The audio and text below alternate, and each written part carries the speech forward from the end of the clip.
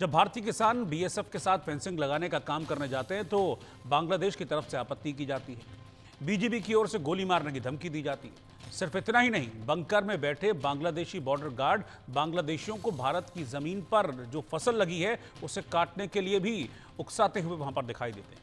इसके अलावा यूनुस सरकार ने सारी हदें पार करते हुए नॉर्थ ईस्ट में भारत के चिकन नेक तक पाकिस्तानी सेना और उसकी कुख्यात खुफिया एजेंसी आईएसआई को पहुंचा दिया है। ऐसे में सवाल है कि क्या पाकिस्तान के साथ मिलकर बांग्लादेश युद्ध की तैयारी कर रहा है और क्या जंग ही बांग्लादेश का इलाज है? आज इसी मुद्दे पर हम चर्चा करने वाले हैं। जनता की राय क्या है ये भी मैं आपको बताऊंगा, लेकिन पहले ये रिपोर्ट आप देखिए।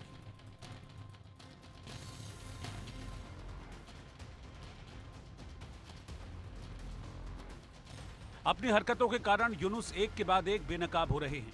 उनकी पोल खुल रही है। दुनिया के सामने उनकी साजिश बेपर्दा हो रही है। बांग्लादेश का प्लान बंकर और चिकन नेक सामने आ गया है। उनकी हर चाल से पर्दा उठ गया है। यही वजह है कि अब बांग्लादेश में उनके अपनों ने ही उनसे दूरी बना ली है। ऐसे में माना जा रहा है कि अब यूनुस का भी तख्ता पलट पक्का है। पहले बात बांग्लादेश के प्लान बंकर की। बांग्लादेश ने अपने बॉर्डर पर कई जगह भारत की तरफ से की जा रही फेंसिंग का विरोध किया और अब खुलासा हुआ है कि वो भारत से लगती सीमा पर बंकर बना रहा है। बांग्लादेश ने पश्चिम बंगाल के मालदा जिले के सुखदेवपुर गांव के पास सीमा के 0 पॉइंट पर बंकर बनाया है। ये वही इलाका है जहां वो भारत की तरफ से की जा रही फेंसिंग का विरोध कर रहा है। ये बंकर बांग्लादेश के बॉर्डर गार्ड ने बनाए हैं। उसके जवान हथियारों के साथ अब यहीं रह रहे हैं। बांग्लादेश पश्चिम बंगाल से सटे 2217 किलोमीटर इलाके में हर जगह फेंसिंग या कटीले तार लगाने के काम को रोक रहा है। बांग्लादेश जानता है कि भारत की सीमा पर फेंसिंग लगाने से बांग्लादेशी तस्करों को दिक्कत होगी। बांग्लादेश उन्हें बचाने के लिए फेंसिंग लगाने का काम पूरा नहीं होने देना चाहता, लेकिन भारत तो उसके मंसूबों को भांप चुका है। इसीलिए बीएसएफ के जवान यहां डटे हुए हैं और बांग्लादेश के मंसूबों को फेल कर रहे हैं। वहाँ 0 पॉइंट के ऊपर एक बंकर बना लिया है और उस बंकर में आर्म्ड गार्ड्स को बिठाया है जो बांग्लादेश बॉर्डर गार्ड्स के हैं। ये जो आर्म्ड गार्ड हैं, जो किसान हैं, इनके ऊपर ये आरोप है कि ये हिंदुस्तान की सीमा में घुस के हमारे किसानों की फसल को काट के ले जाते हैं, आपत्ति करते हैं, गाली गलौज करते हैं और गार्ड्स तो कहते हैं कि हम गोली मार देंगे। यानी कि सीमा के ऊपर तनातनी चली है, इसलिए वो फेंस नहीं लगाने दे रहे कि कहीं ऐसा ना हो कि हमारे जो इलीगल ट्रेडर्स हैं, जो हमारी तरफ से ड्रग का माफिया है, जो हमारी तरफ से इलीगल घुसपैठ है, कहीं वो बंद ना हो जाए फेंसिंग के लगने से। लेकिन भारत की स्टेबिलिटी के लिए ये चिंता का विषय है। बंकर के साथ साथ बांग्लादेश का चिकन नेक प्लान भी सामने आ गया है। बांग्लादेश ने 21 जनवरी को पाकिस्तानी सेना और उसकी खुफिया एजेंसी आईएसआई के वरिष्ठ अधिकारियों की 4 सदस्यीय टीम को भारत के चिकन नेक के नाम से मशहूर सिलीगुड़ी कॉरिडोर के पास स्थित रंगपुर का दौरा कराया था। रंगपुर रणनीतिक रूप से महत्वपूर्ण है। सिलीगुड़ी कॉरिडोर भारत के पश्चिम बंगाल में स्थित एक संकरी भूमि पट्टी है। ये पूर्वोत्तर राज्यों को देश के बाकी हिस्सों से जोड़ता है। ये भू राजनीतिक, आर्थिक और सुरक्षा के लिहाज से काफी महत्वपूर्ण है। ये कॉरिडोर नेपाल, भूटान और बांग्लादेश की सीमा से सटा है। ये महानंदा और तीस्ता नदी के बीच स्थित है।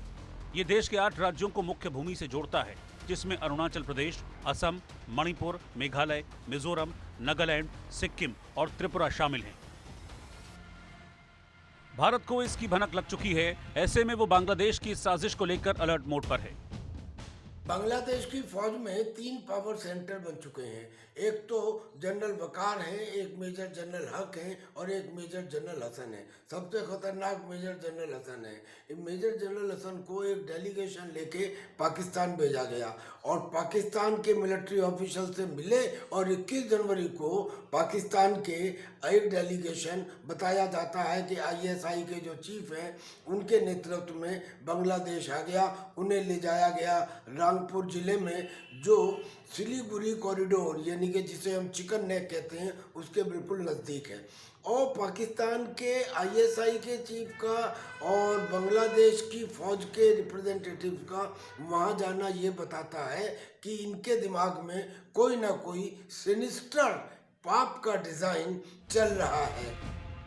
लेकिन इन साजिशों और षड्यंत्रों के बीच एक बात साफ है कि बांग्लादेश के लोगों का अब यूनुस से मोह भंग होने लगा है। उनके वादों से भरोसा उठने लगा है।